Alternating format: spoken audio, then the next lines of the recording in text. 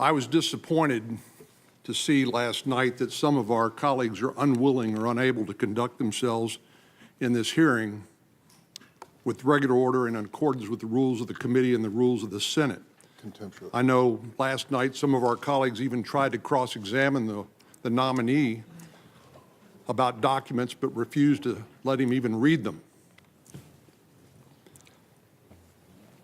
Members of the Senate and members of Congress generally are privy to sensitive information, including classified information on occasion, and we're expected to protect that information for all of the obvious reasons. And it's inappropriate to raise these in an open session before the committee.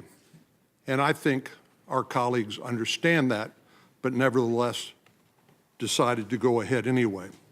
So I just think it's important that we remind one another that there are clear rules about the discussion of confidential material and that there can be consequences to the violations of those rules. And this idea that somehow President Bush, when his lawyer and the president decide that information represents legal advice or other protected information that was given to the president during the time he was president of the United States, and that somehow he is unable to make a claim of privilege, or that once the claim is made in consultation with his private lawyer that would be not respected by the Senate, is outrageous. And so I thought we were doing pretty well yesterday, but things went off the rails, it looks like, last night. And I hope we will return to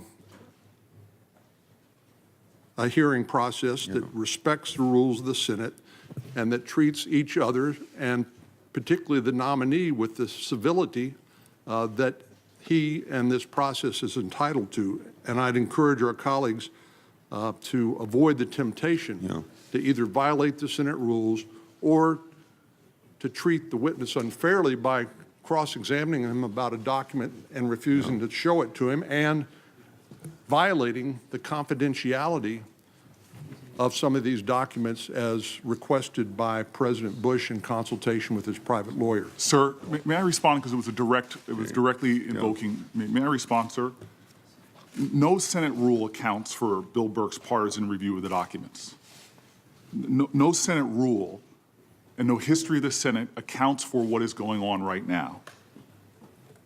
There was that was following this archives, this partisan operative, following his involvement in this process that I think, in my opinion, undermined the process. And the idea that we could somehow go through your lengthy process, and these documents are, many of these documents are dumped us in the last minute, but to Senator Cornyn actually made a very good point.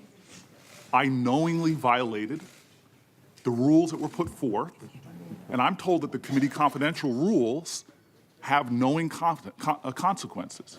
And so, sir, I come from a long line, as all of us do as Americans, and understand what that kind of civil disobedience is, and I understand the consequences. So I am right now, before your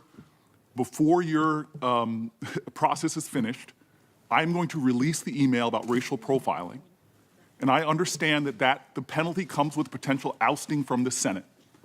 And if Senator Cornyn believes that I violated Senate rules, I openly invite and accept the consequences of my team releasing that email right now.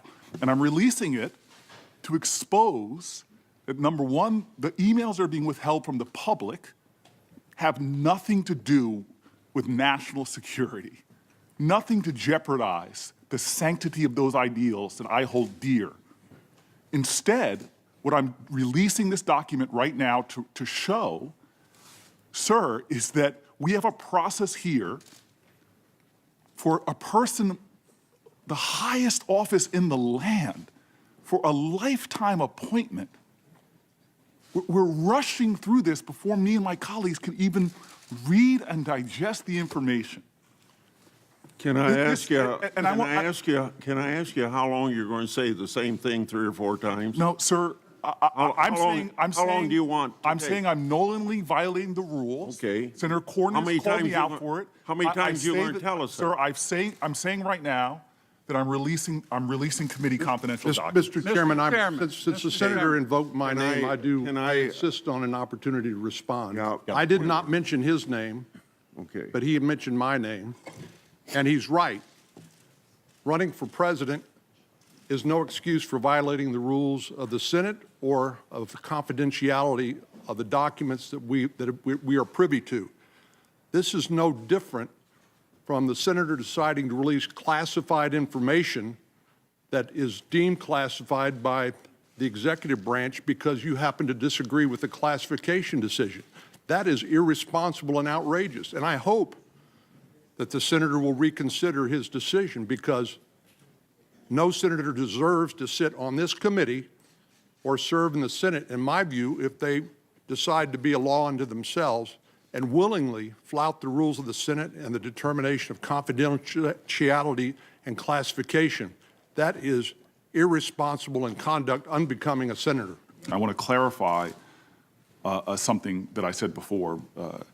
There is no Senate rule that accounts for this process, period. This is not a Senate rule. I did not violate a Senate rule. But I will pause. I will pause. There is no Senate rule that I violated, because there's no Senate rule that accounts for this process.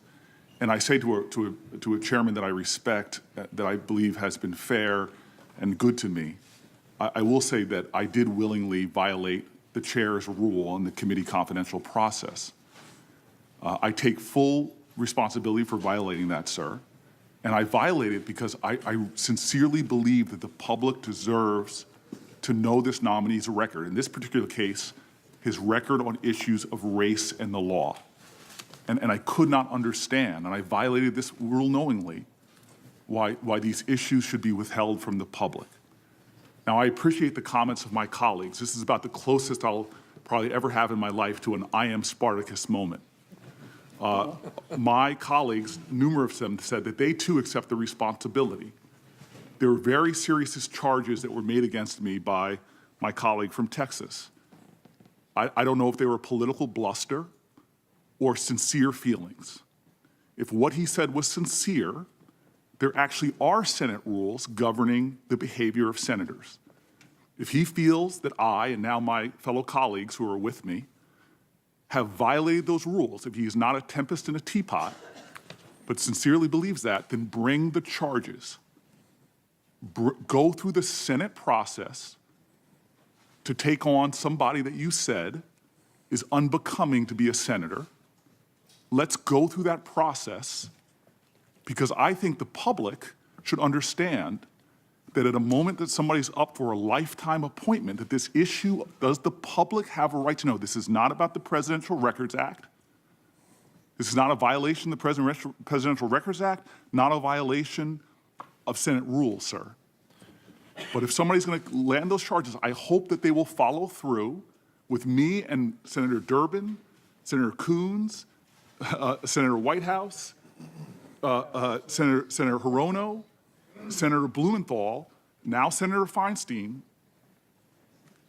I hope that they will bring charges against us. And I'm ready to accept the full responsibility for what I have done, the consequences for what I have done, and I stand by the public's right to have access to this document and know this nominee's views on issues that are so profoundly important, like race and the law, torture, and other issues. Thank you. Mr. Chairman, may I read the Senate Rule 29.5, the standing rules of the Senate, for the benefit of all senators. Any senator, officer, or employee of the Senate who shall disclose the secret or confidential business or proceedings of the Senate, including the business and proceedings of the committees, subcommittees, and offices of the Senate, shall be liable, if a senator, to suffer expulsion from the body, and if an officer or employee, to dismissal from the service of the Senate and to punishment or contempt. So I would correct the senator's statement. There is no rule. There is clearly a rule that applies. Then apply the Mr. rule Chairman. and bring the charges.